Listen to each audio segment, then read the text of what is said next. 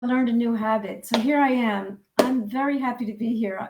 Every week I'm like so happy to go live. We are live here. My name is Dr. Tova Goldfine. This is TMS Roundtable Global. And today we are global. Every Monday I'm global with Rose Hoy, my wonderful co-host and wonderful friend and colleague. And she's going to introduce our guest tonight with an exciting show ahead. So welcome, Rose. Thank you, Tova. Now, this morning in Australia, it's Cup Day. So just to let the whole world know. So we've got a public holiday for a horse race.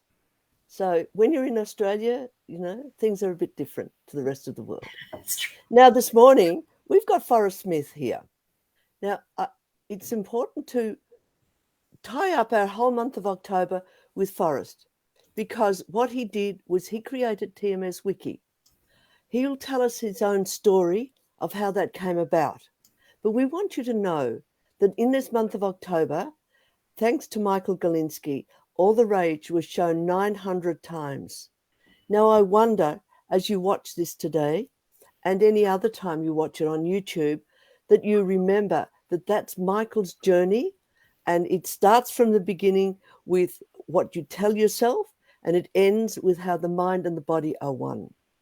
So if everyone who watched it in that 900 times would hand it on to someone else, so another 900 people would know that they don't need to continue to go to the doctor or to different doctors or to different therapists. They need to reflect and get some help if they need it, and to maybe read Dr. Sarno's book or watch Michael's film. So thank you so much, Forrest, for being with us. And please, let the audience know a little bit about your background and how you came to be the creator of TMS Wiki, and how it must be a long time now since you created that, and it's still active. And on Saturdays, I think there's a live Matthew Q&A. Rose, So yeah. please speak about that as well, and yes, please. How worthwhile it is for people who are especially coming new to thank the you. realization that they have Appreciate somatic that. pain. Yeah. I'm really glad you mentioned that. Matthew, he has done an absolutely amazing job of managing the schedule for 11 years. He just sent out another announcement saying, hey, who is going to take who's going to be our peer facilitators for this coming several months. And we have a really terrific group. I want to maintain their anonymity, but I think I can say Enrique, Bruce, Selene, Jan, just absolutely amazing people who all have had TMS themselves, all have found. Sorry if I'm looking away. I was trying to actually make sure that I didn't miss anyone from the schedule, but just some amazing people. And I think sometimes when you're in the midst of it, you really need to chat with someone else, ideally someone else who's been there. And that's a tremendous resource. Very glad to have that available. So, and in real time is really nice because you type things out. There's a little chat room, and that actually is why that's where the TMS Wiki came from. Is I saw resources that I felt like I needed, and I wanted those to be there for other people. And also, I knew that relapses happened. So I created the wiki as a way to consolidate for people to share their own stories, largely so I can read them. And of course, so others can read them as well. I find I don't need to do that as much anymore, but we are 13 years in for me. So so that's the story. Should I tell my story? Yeah. Yes, please. Right. Go ahead. Okay, the floor is yours, sir. It started many, many years ago in, I guess, 1989 when I first started having symptoms. And they started off, they were fairly mild, but I think that when you get a new symptom and you're not used to it, it can be a little bit scary to see it grow over time. And that's indeed what it did over the course of years. I was 16 And so to start having pain in my hands related to an activity that was important to me was really scary. So the symptoms, or just a little bit unnerving, I should say. The symptoms that I had were, I was a computer guy, studying computers, and I would have symptoms in my hands whenever I typed or used a mouse at my computer. And over time they grew.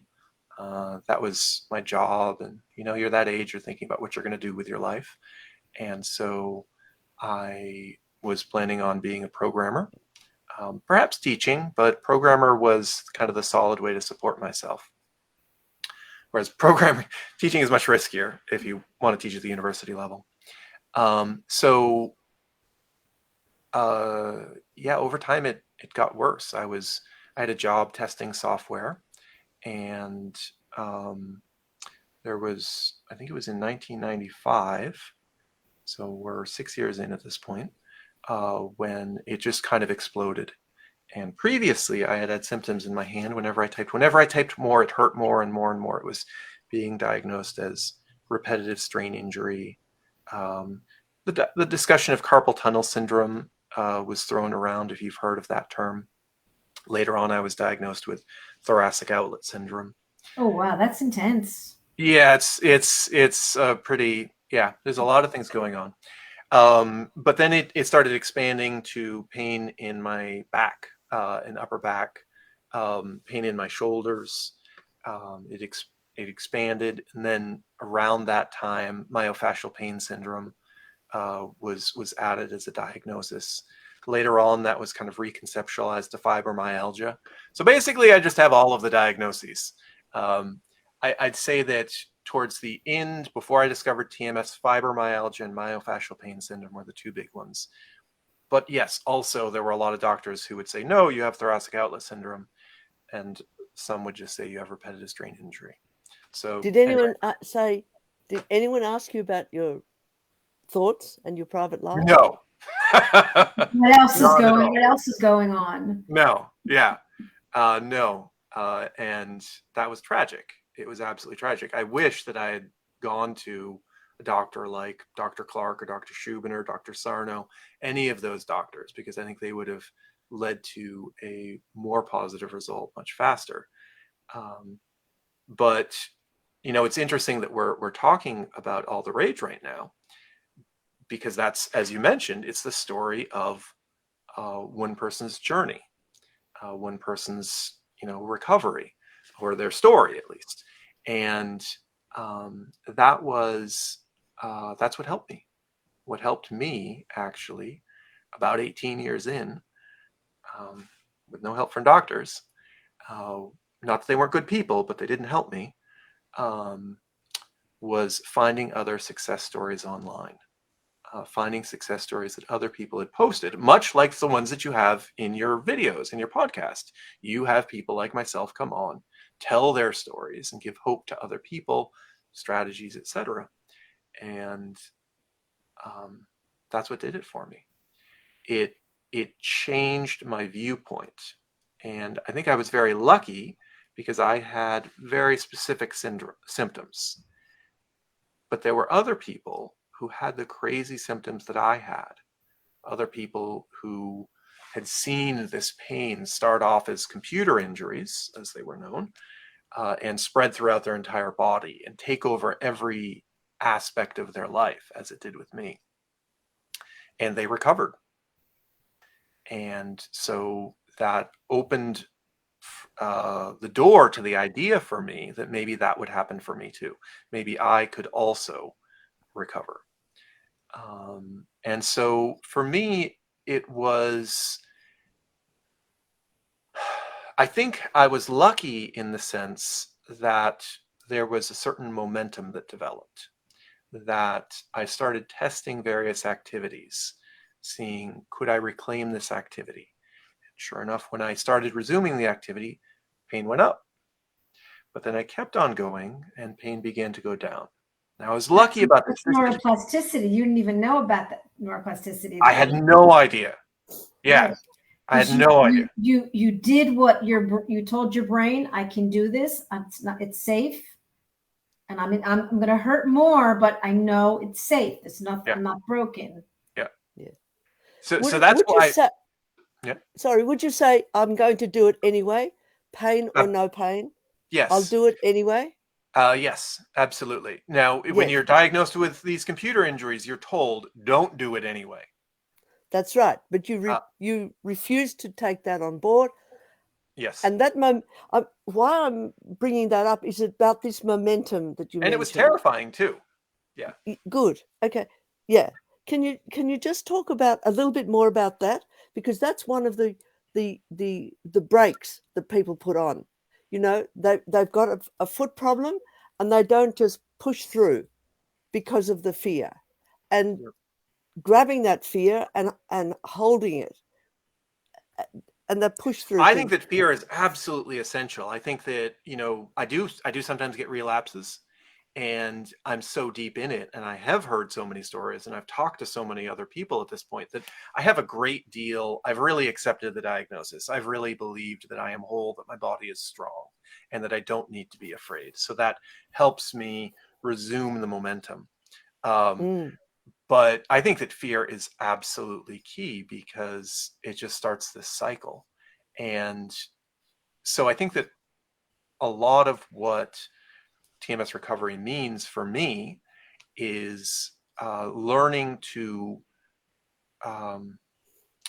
regulate your own emotions, learning to talk to yourself, learning to react to your own emotions, maybe to step away from those emotions a little bit, to always be respectful of the emotions, to allow yourself to feel the emotions. But, you know, you can take the language of CBT, and you can say, okay, I have this feeling, I acknowledge this feeling, but this feeling is not me, and this feeling is maybe not even true. So the fear is there, but I don't have to be the fear. I don't have to respect the fear. Does that make sense? No, it does. Absolutely. Yeah. Yes. I mean, yes. And the fear isn't me. It's something that's on me at the moment. But also, it's my perception, right, Rose? It's a perception. It's not really a physical thing. Well, yeah. It is physical, but it's the fear that's causing the physical pain, not the pain. And that's why I like Michael Galinsky's movie, because he shows the daughter in fear of the injection before she gets the injection. So the pain has already started before she has the injection. So just, yeah. And yeah, I mean, the fear happens in the brain, right? Like the fear is an emotion. It's just an emotion. Maybe that's what we want to say. Just an emotion. Yeah, exactly. So keep going. All right. So I had previously, I had lulls in the pain before. There were good times which might last for 6 months. There were bad times that might last for longer. And so I was used to the ups and the downs, and I wanted to be able to maintain my personal faith in the diagnosis, and that my body was safe. I wanted to be able to step away from those emotions, that fear. How did you do that? Well, I built the TMS Wiki. Okay, so you got support, and you felt like you weren't alone. But in your little relationship with your voices, and the pain comes back. This is what lots of people share with Rose and I. Like, you know, how do I pick myself up again and trust this process when it feels like it's between me and me? It's like, so what was going on in your head between you? How did you self-talk or self-reflect, and how did you get through these difficult times? Yeah. So for me, I feel like everybody is very, very different. And I think most of what I learned, I probably learned, well, through the books. The books are terrific. You can learn so much from the books, and just a genuine you know, psychology books you can learn so much from. But also for me, the forum. So part of the wiki is the forum. You go to tmswiki.org/forum. But I would go there, and it's really, really hard to start a forum. It is hard to start a forum. So I would just post a lot. And so you started it when you were in pain. Actually, no. My recovery was well under was well. I'd gotten pretty far through it at that point. But what about relapses? In terms of the armor that I have now to prevent a relapse, I think a lot of where that comes from is the forearm work. Yeah. And I just For want to me, say, it was a lot of that momentum and losing the fear. I have a very, very scientific mind. And so what I needed was evidence. And, I said, okay, I have not been able to walk to work for several years. And now I'm going to start walking to work. And it's going to hurt for a little bit. But if you believe that it's a repetitive strain injury that was causing my knee to be bad for those years, then if I keep on walking to work, the pain should go up and up and up and up. It should just increase. And it did increase, but then it leveled off. And I was like, well, it should be inflamed right now. There should be a lot of chemicals going on in there, these pain chemicals, these chemical messengers. Why isn't it getting worse if I'm still walking? Maybe this whole thing is not real. Maybe my body is safe. And then it started tapering off. And then I was like, oh, that was great, because now I can walk to work. Great way to get exercise. And I just feel free. So then I would do other studies, and I would say, maybe I can start using the computer more. I need to type a lot. Maybe I can start typing. And so, I wanted to not overdo it, because I wasn't completely convinced at that point. But I just slowly built up the amount that I was working. And at that point, I had been so desperate that I had to hire someone to type for me. I was in graduate school, and I had to hire people to write my papers. And I hired an amazing person. I found her at Tufts University. She was studying physical therapy or occupational therapy, I forget which. And I had hired her because I wanted to figure out what I had. This was before I knew about TMS. She's actually the one who told me about TMS. Her name is Kim Martell. And amazing person. And she found these stories online. She was the one who made the mind-body connection for me, and she showed it to me. And so I stopped saying, Kim, maybe I can start typing. And so I just started typing, and I got better. And then I said, hey, Kim, you want to help me? I want to make sure these stories are around. You want to help me found a wiki so we can all put these, so all people who are recovering can put their stories up, to kind of collect all these stories. And she said, sure. She said, first, that sounds like a really big project. Are you sure you want to do it? And I was like, yes, because I was really gung ho. And so, can I make a point? I make a yes. point, and I think one of my clients is listening. What I think you're saying, which I'm correct me if I'm right or wrong.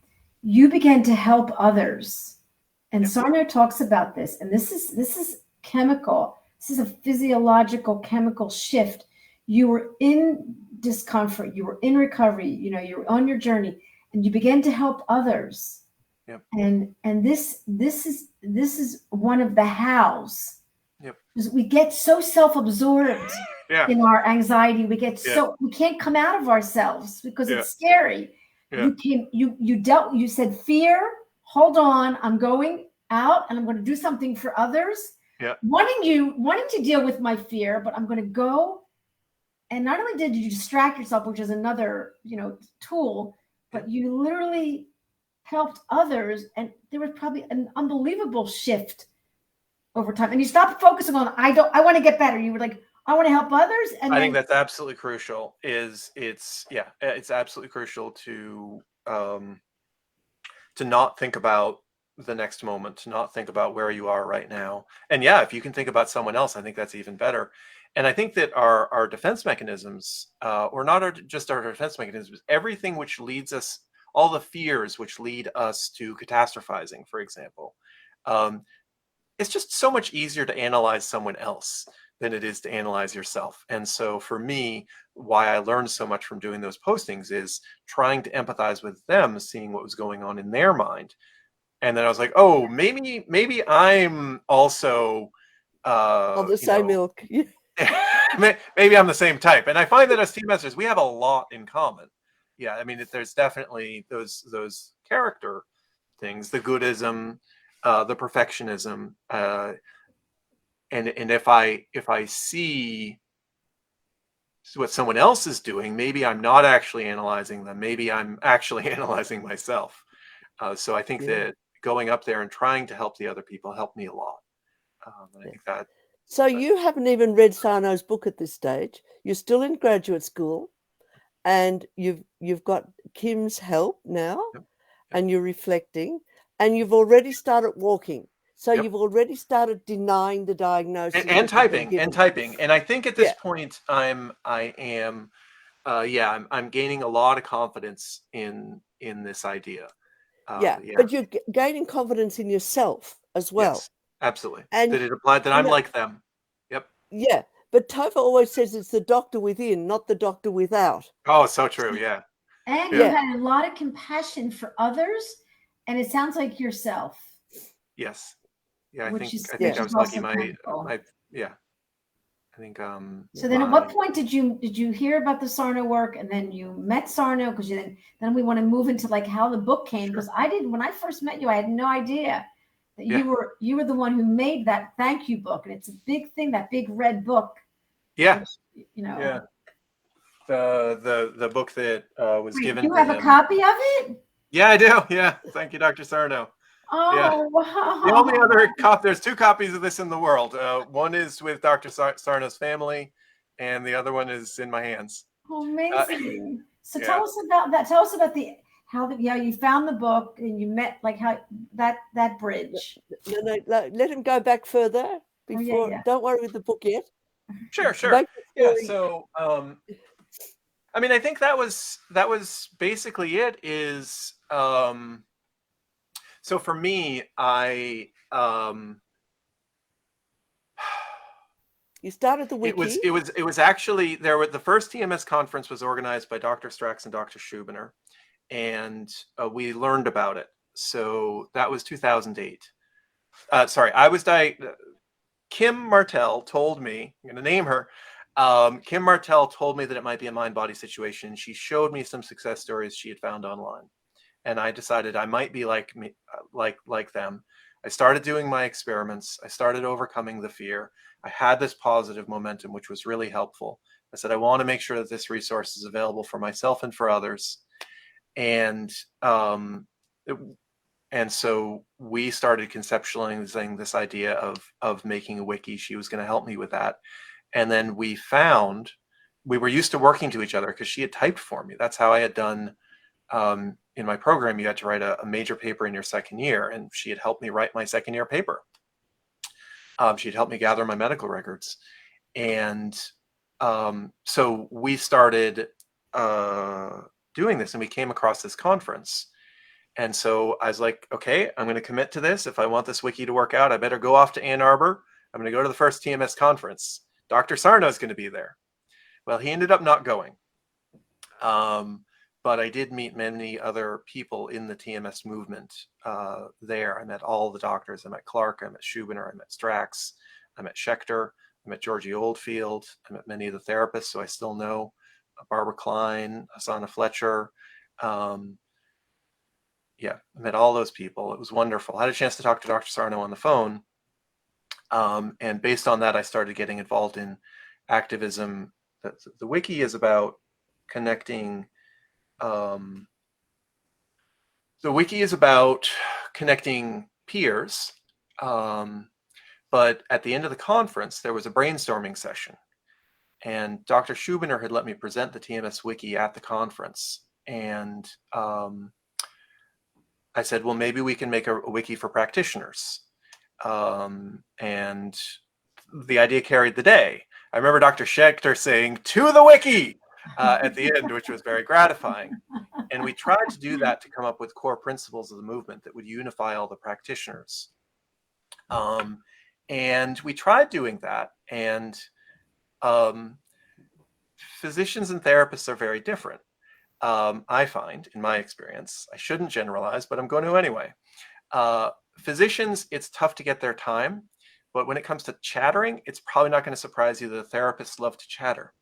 And so it was very difficult to get the physicians involved to the same level as the therapists. So I said, the wiki isn't working. Let's form a working group. So I formed what I called the working group, and I invited Clark Schechter, Alan Gordon, because he'd really impressed me, and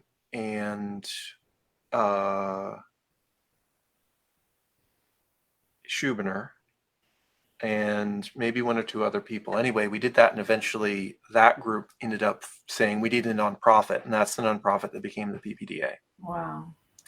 Yeah. But that, I mean, after that, I think what really started the movement was that chain of actions, at least, I think, was Schubiner saying that we needed a conference. And Strax was studying with him at the time. And Strax has his clinic in Chicago now, John Strax. So they organized a conference together. So that was my role in it. But anyway, so I was part of all that stuff. But at a certain point, I said I wanted to meet Dr. Sarno, and I wanted to show him my gratitude for changing my life. And so somehow, I mean, I help with the PPDA, but my heart really is in patient activism. It was the stories, it was people coming together. It was the forum that helped me. That's where my heart really is. And so I wanted to do a very patient-oriented thank you to Dr. Sarno. Through the PPDA, I had met some of the main psychologists that Dr. Sarno worked with, Dr. Fran Summer Anderson and Dr. Aaron Sherman in particular. And you could tell a lot from talking to them, you could see a lot of what you can tell from that movie, which is how hard it was for Dr. Sarno to be a bit of an outsider in the medical field. And I wanted something to say, okay, you may be an outsider in the medical field, but your patients love you with, just an absolutely unbounded love for giving us our lives back. And so I didn't know that I could say that for anyone. So I said, let me just make a little scrapbook where people can tell their own stories. Wow. Yeah. So I gathered a couple of people who were active on the forum, the TMS Wiki's forum, and I found a landscape architect who went on the forum by Rinky, and she, I guess that's the nickname, and she did the design. I made the website because I'm a web guy. Yeah, and so we gave him this book. You didn't like you gave it to him like at some point the movie was starting because that went off and on. Yeah. Michael's back pain and him having a baby and all this stuff, and then finding a character and then you gave him the book in the movie, which was really profound. Like now we're all connecting. Like I wouldn't have known that when I saw it. Yeah, I'm very grateful for you to. Did you want to be in the movie? Were you thinking of being in the movie and handing it? I would have loved to. I was going to deliver the book to him myself, but at the last minute, Fran and Eric, Dr. Summer Anderson and Dr. Sherman, said, nope, we're going to have to reschedule. It was delayed, I think, a week, and it was a week where I was unable to go to New York. Right. So I wasn't able to do it, but it still meant a lot to have it delivered by, these people who he trusted so much, who he invited to write chapters. And Eric, Dr. Sherman wrote a chapter in The Divided Mind, I think. I'd have to look it up, but amazing. They were a real team. Yeah, that was the scene that was in the movie. Mm-hmm. Tova, could you put on the chat thing on the side about TMS Wiki for anyone who's watching this? Yes. And hasn't actually delved in there and seen what's available. Yes. Because, I think that's an important recovery tool, if you want to call it that. Well, and I'll see if I can get a quick link to, I think I've still got tmswiki.org/chat. Let's see if I've got There it is. Yeah. Much. Go ahead. Okay, so it's funny because If you could type in just tmswiki.org/chat yeah, in the chat I'm room. not sure why the chat. Isn't active, isn't it? Yeah, we are live to the page, but for some reason, oh here, oh you wrote something. Okay, so I'm gonna also put. But it's not up on my side. Yeah, see if you can see it. This is something else. Just So while she's working on that, I'll say oh, that this is a thing that we were talking about before, which is let's I see. forget whether it was Rosie Wow. who mentioned Yeah. this thing that goes on every Saturday where you Yes. can get feedback. Yes. Okay, So, go ahead. yeah. Yep. So talk about what happens every Saturday. Okay, yeah. So every Saturday, there is a chat room where, yeah, you can just go and you can get interactive feedback from other people. I think that when I've moderated there a number of times, and I think what a lot of people want or need in that is they want to feel heard.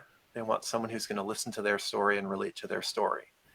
So it's an opportunity to go there and have a conversation with other people who have TMS, have recovered from TMS, or are just learning about TMS in a small group setting, which is really nice. Sometimes that's what you need.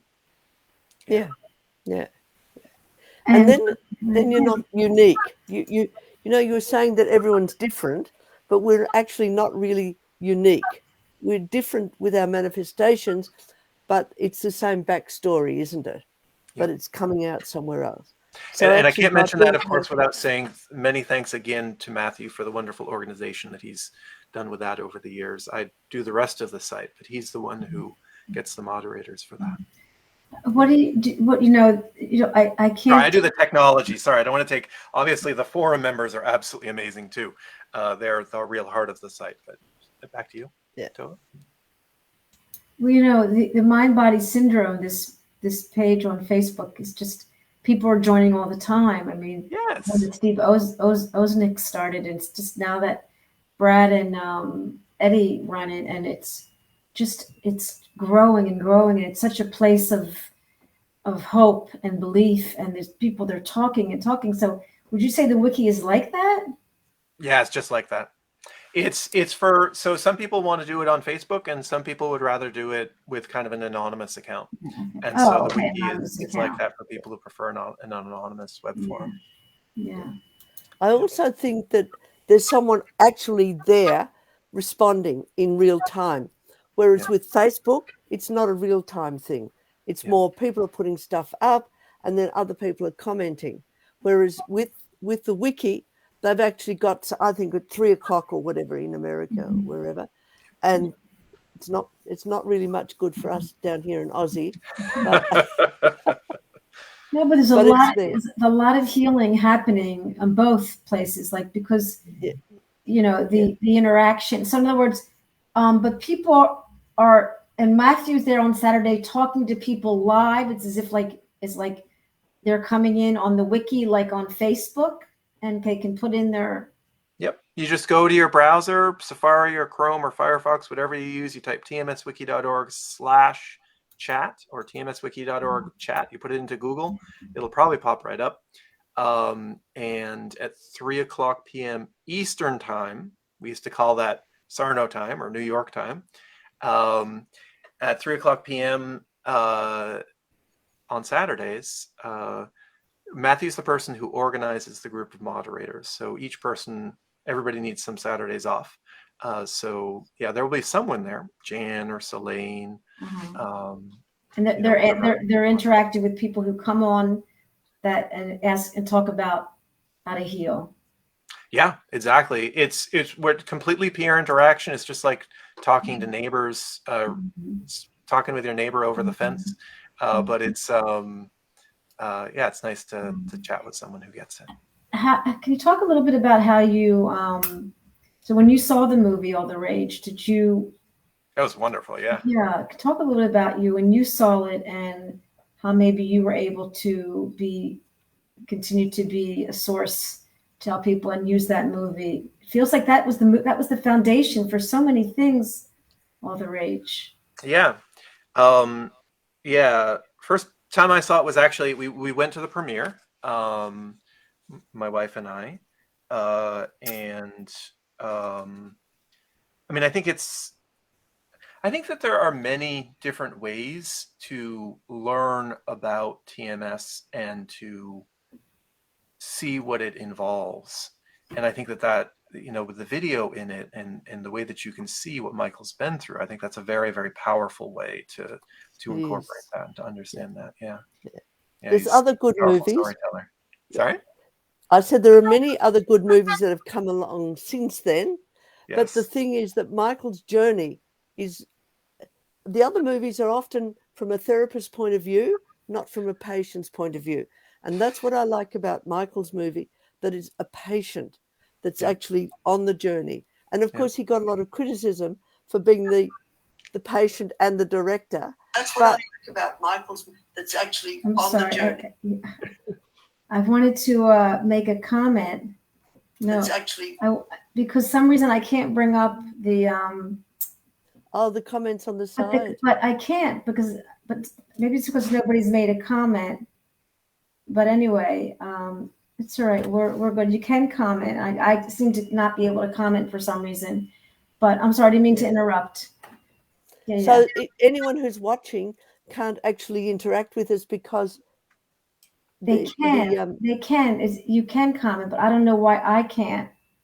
I think if somebody wants to comment something on the Facebook, it might help me to see what if it's not working yet.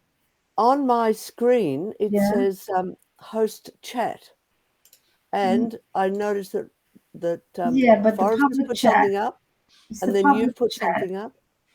I just would like someone to say something if someone could say something on the feed, like hello, or to write something. That's what I was trying to do, but it brought up the voice. But anyway, until someone wants to, you're welcome to ask questions and speak to Forrest or myself or Rose and talk about. Oh, there you go. That's it. For some reason, he had to start it.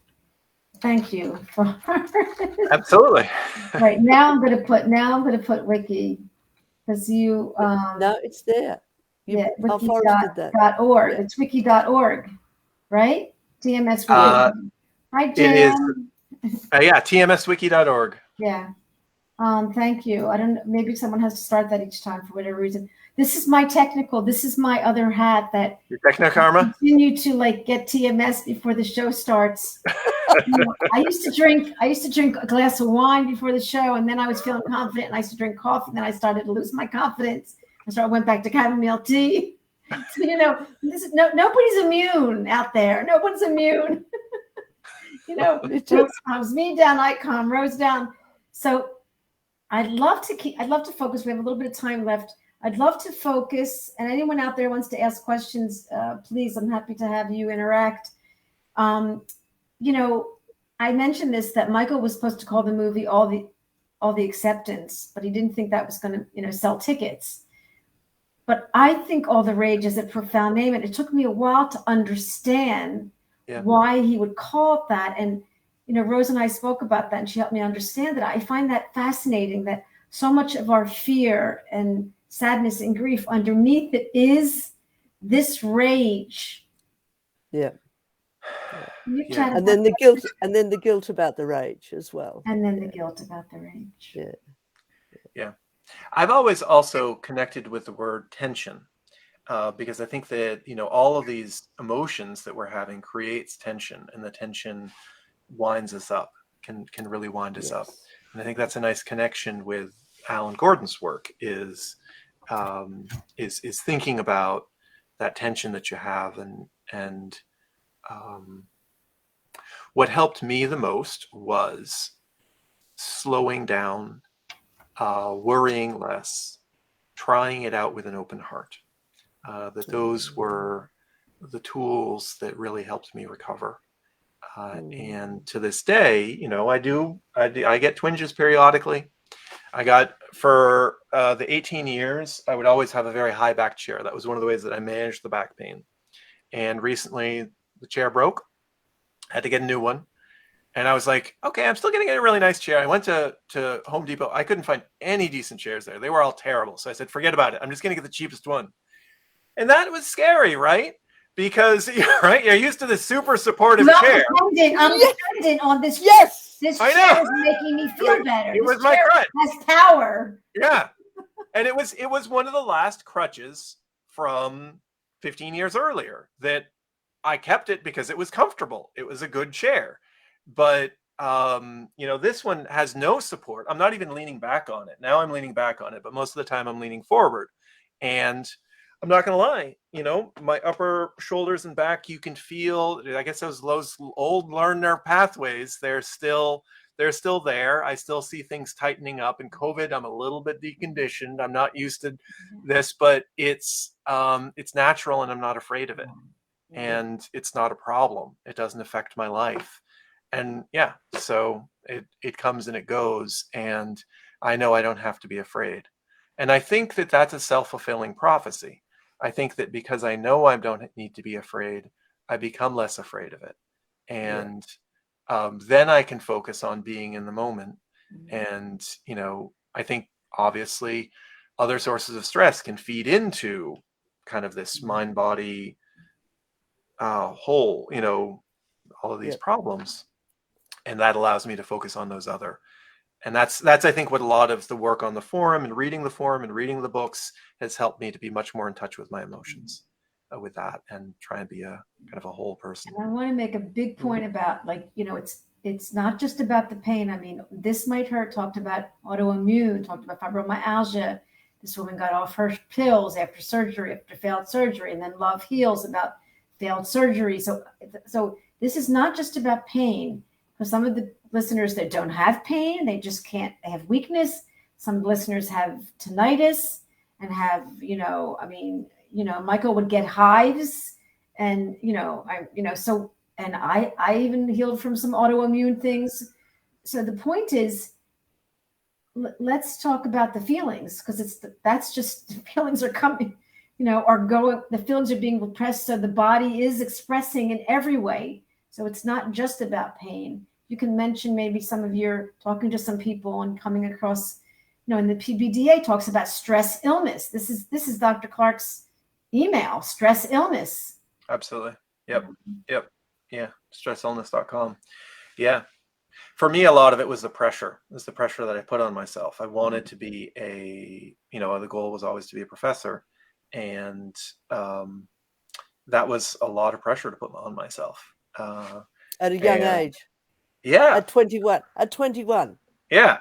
Yes. I'm thank you, Jan. And thank you, Patty.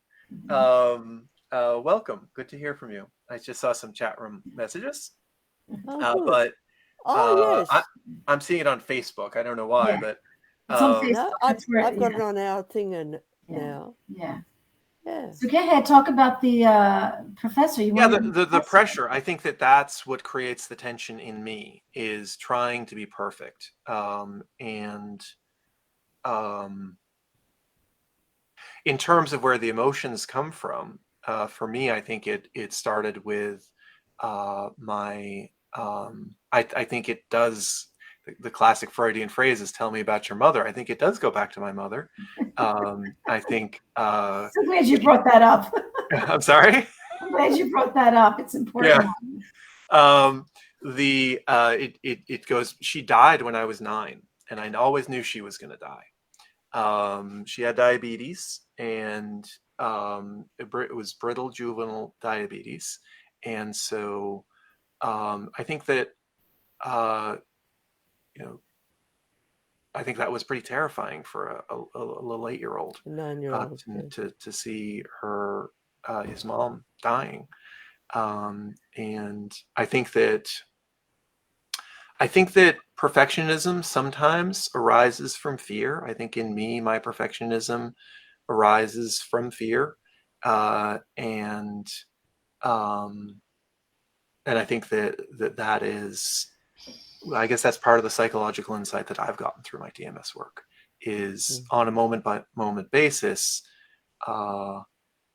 teaching myself to be kinder to myself. And you mentioned self-acceptance, and my mother, when she died, she asked me to go to a therapist, and I did go to a therapist. So I think I learned a lot from that. But So at 8 years old, 9 years old, yeah, she shared that with you, and you, she wow. said, I hope you'll go to a therapist. And I was like, okay. Wow. And the child therapist did Legos with me. He was a nice guy. Wow. But I think that what I needed was actually not a therapist, but a mom. I think I got, a lot Good of therapy. point. Yeah. I didn't need a therapist. I needed a mom. Yeah. Exactly. And so what I'm learning now is just I think a mom teaches you, when the mom soothes you, a mom teaches you how to soothe yourself. And I didn't know how to soothe myself. Yeah. And so for everyone else watching this is my story. And it's the third time I've come on this, been lucky enough to have been invited on here. And each one has a different theme. One of the theme here is peer support, right? And one of the things you read you gain from hearing other people's stories is you find the ones that really resonate with you. Maybe you had an amazing relationship with your mom, and maybe your mom taught you how to soothe yourself, but there's someone else whose story does match with you. And at that point, it's just a matter of doing the work.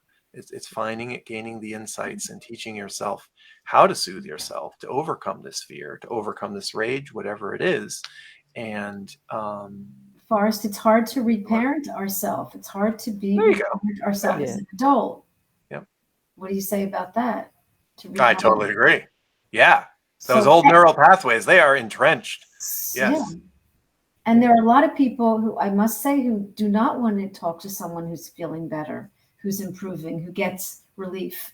They don't want to. I mean, I've met some people who watch all the rage and they're furious with me.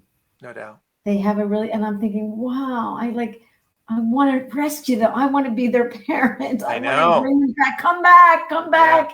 Yeah. And I realize they're really hurt. They're really scared. It triggers them even more. So there's this whole idea of throwing the book across the room. Yeah. Like what I hated the idea that someone might say that there was a mind-body connection with me. Just made me furious. Wow. Yeah. Did it really? Now we're getting there. Yeah. But the thing is that you made the mind-body connection yourself with the help of Kim. Yeah, no, you're absolutely right. I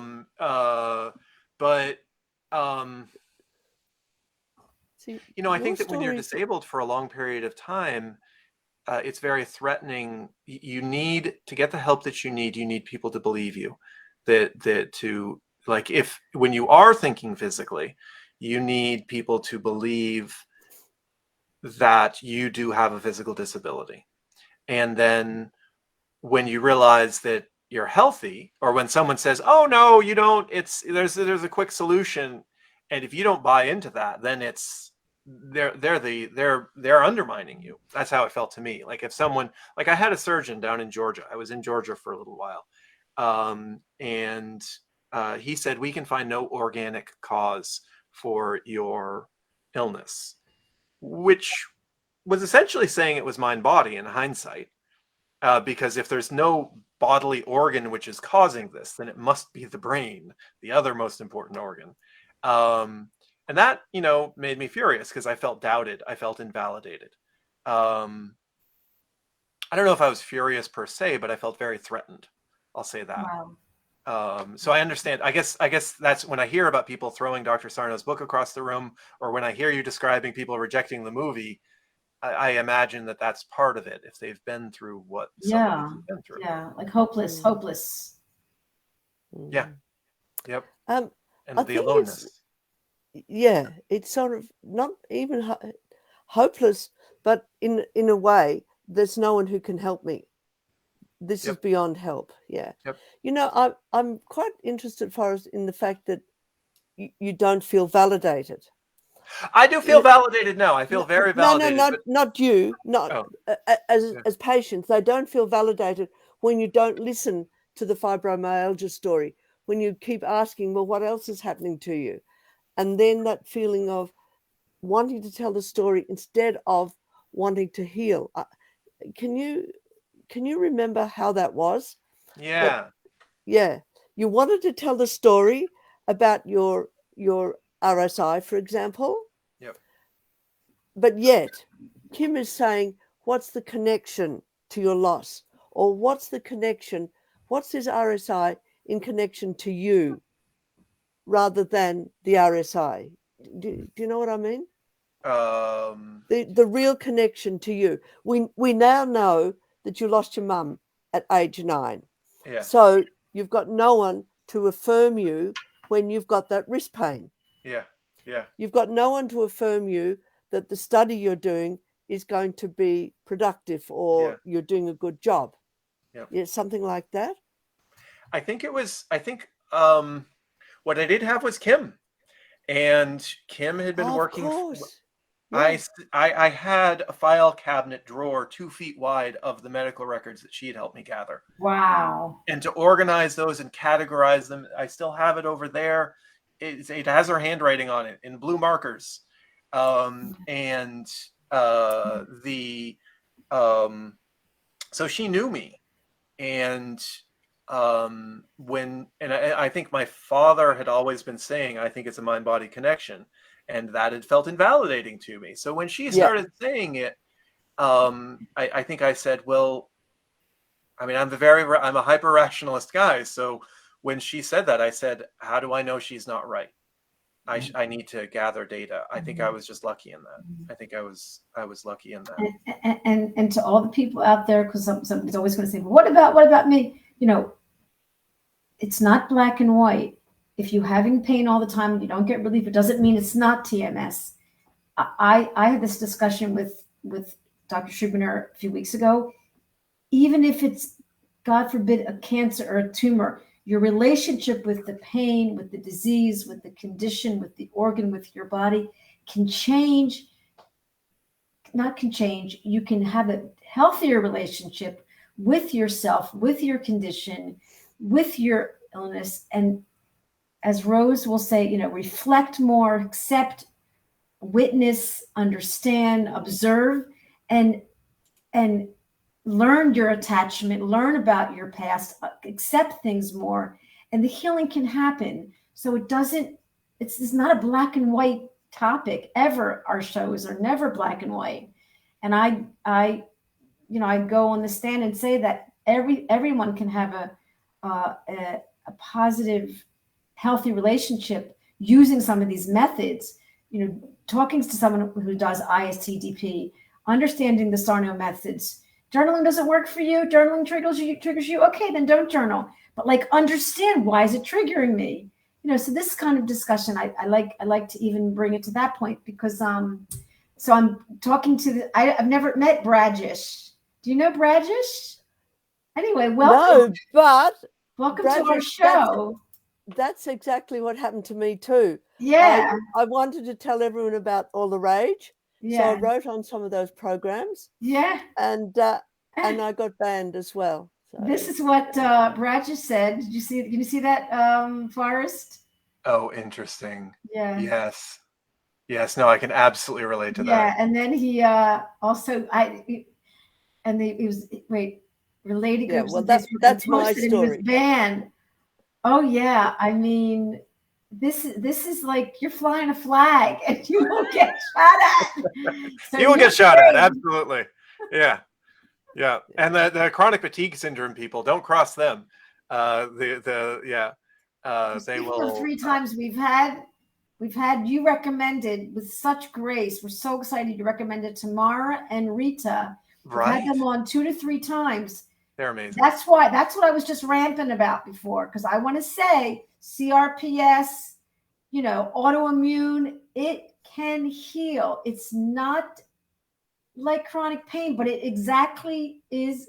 Rose, help me here. it depends on the trauma, it depends on the timing, it depends on your relationship, it depends on your attachment, but you can heal from this. And that's tell us when you met Tamara and Rita. Did you think we're not CRPS? Like, what were you thinking when you met them? Well, I mean, I saw them on the, so Tamara is TG945 on the forums. So I just saw her post and I loved her post. She offered some meditation classes. So, no, I just saw, I just saw them posting on the forum, right. And chatting away. And I met Tamara in person. And yeah. Yeah. I mean, it's amazing. Can I interrupt briefly? You please. We started with the Thank You, Dr. Sarno book. And the pages which are in that book, also that Rinky laid out in the book, are on a website. And since it is the anniversary of the movie, can I show you some of the pages in the book that Dr. Sarno got? Please. Yeah. I have the website version. I'm going to see if I can share my screen. We'll see. I don't know if you can on this particular. I know your computer. We'll see if he can. Oh, maybe. Oh my God. Yeah. Did that work? Oh my God, you're brilliant. You Excellent. did it. But it's not. Let me just go down so this can come up bigger. I'm going to go down. I'm going to come down. Yeah. I'm going to hide myself. And take me down. Take me down too. There we go. Yeah, so this is the individual stories that make up the book. This is my story. I'm in Jerusalem. I mentioned I'm an economist. I went to a seminar there and just had an amazing experience. It's the Wailing Wall in the background. My TMS first started when I was a teenager.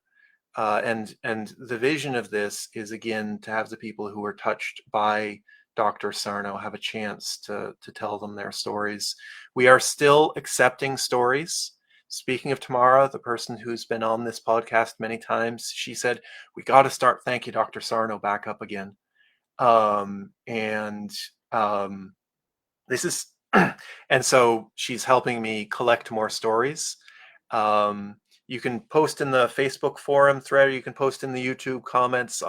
I'll monitor those. You can also, if you just Google Thank You, Dr. Sarno, you'll see the submission instructions. That's probably the best way to do it. But Hillary was there at the wiki from the start. She's amazing. There she is with her hubby, hopping on her motorcycle and having a great life. She had terrible back pain. Panda also, known as Pandemonium, with her lovely children. And I think that's what I like. What I like about the book, and what I hope that Dr. Sarno's children will see and appreciate is, there's Georgie Oldfield. She contributed. Brian, another guy who helped us with tech. Hasana, she's a therapist. And JN, happy out on the desert. All these people who Dr. Sarno have touched. There's Rinky. She's the one who laid out the book. She's just this amazing person who helped out. She, I think, has had some relapses. So if you have relapses, don't worry. You're going to get through this too. It happens. It's all about that self-care, nurturing yourself. Where's the access to this? I haven't seen this before, Forrest. Where's access to this? So this is at thankyouDrSarno.org. I've never opened that. Yes, yeah. The book has maybe the first 80 stories. And this is the online version now that continues on. Yeah. Yes, absolutely. And I'll say that if you go to, I'll tell you another little bit of lore. For a while, no, I'm going to have to log in. So wait a second. Somebody can send their story to tmswiki.org, and we can start to create. You're going to be creating another maybe book and thanking him. Well, this is it. This is it. I mean, I'm kind of a family guy. I think about my the people I'm descended from, and I want all the people. Really, it's right now. It's for his grandkids. Wow. I want his grandkids to see these stories because I think that's what he would want. and his great grandkids. I want this testimonial to be up for the rest of eternity, so that everyone, they can watch All the Rage and see, some of the difficulties that the medical establishment put him through. But then they can also, in a very personal way, see these messages from the people who he helped, whose lives he's changed. Beautiful. Yes, yeah. Well, the It's book is in wonderful. 80 countries. I think it was in 30 languages. Wow. I remember his wife said it, 30 languages on the movie. And then the movie has been shown in 80 countries, maybe more, and it's going strong. I mean, Rose and I are kind of like, the cheerleaders. We're showing it to You're doing a great job of it. Yep. But because it's such a profound, it's waves, it's ripples and Ripple ripples effect. of effects Yep. of how it's helping people. And some people come to the Mind Body Syndrome Facebook page and they've never seen the movie. So now we're posting it for $5. The free movie, it's done. That was a month of free and 900 views, which is outstanding, and people watched it. So now it's $5, which is nothing. Yep. Nothing. $5 for you to Cost see of a cup of coffee. Yeah. a cup of coffee. And Yeah. Rose and I are always available to talk to people. And we have this vision of like this Monday night Don Sarno. This sort of like just keeping the memory alive, and the beautiful thing he created. Yeah. Really. Absolutely. Keep spreading that word. Keep Yeah. spreading that word. Yeah. Yeah. There you go. Amazing. 900 Forrest- people whose lives have been touched. Yeah. Yes. So thank exactly. you for doing that. Yes. And if you think about it, those 900 could actually send it out to someone else, one other person, because there's millions of people in somatic pain all over the world, and it's just terrible. It is just so terrible. And I'm sure we've all got family members who have got it, and they won't. You can't even, get them to have a look at it. Yeah. So, yeah. So for all those out there Make it who viral. have seen it, Right. send it on. Yeah. Well, and we'll post this. We'll post this. This was a wonderful interview, Rob. You never cease to. Thank you. Well, amaze thanks for us. having me on. It's always a pleasure. We're going to do like every few months we're going to bring you back, because you're always learning something new, and I had no idea all about the book. So I'm going to post this on Wiki. I'm going to advertise Wiki to a lot of people. Don't know about it on Facebook, so it's been wonderful. And if Rose and I can help in any way, we're here virtually. Sounds good. And it's all free, I should say. Everything on the wiki is free, which is yes. nice. Also, Tova, could you type in thank you, Dr. Sarno, so people who've recovered can put their story up there? Please do. Yeah. What very is much. that? I love putting the stories up. Thank you, Dr. Sarno is the special site, .org, I think, isn't it? I think you can just Google it, I suspect. Thank you, Dr. Sarno.org. No. I think Yes, it is .org. Yep. Yeah. Thank you, Dr. Sarno.org. .org. And they can tell their stories. Yes. Absolutely. Wow. Yes. If we want to see those stories, yep. Okay. Keep the testimonials coming. Wonderful. We're at 178 thank yous now. Wonderful. Fantastic. Okay. Well, wonderful. good night, Have a Tova. great day. Have a great day, Rose. Sleep I'm well, going and to close happy my afternoon, computer. Forrest. Thank you. Thank you so much, both of you, for spreading the word. Good night. Bye. Okay. God bless. Bye. Bye. Okay, we're going to stop.